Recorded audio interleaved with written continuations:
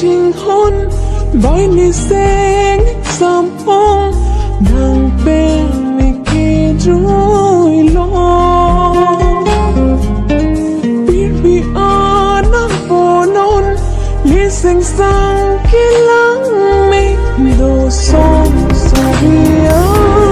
na son piri bia son dolang bong ilong tang tha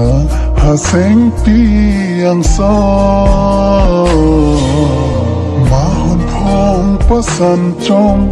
paso boy ke lang me tang tha te ko analo pirbialir ko son do alir son sorry seng pi ta do bong la son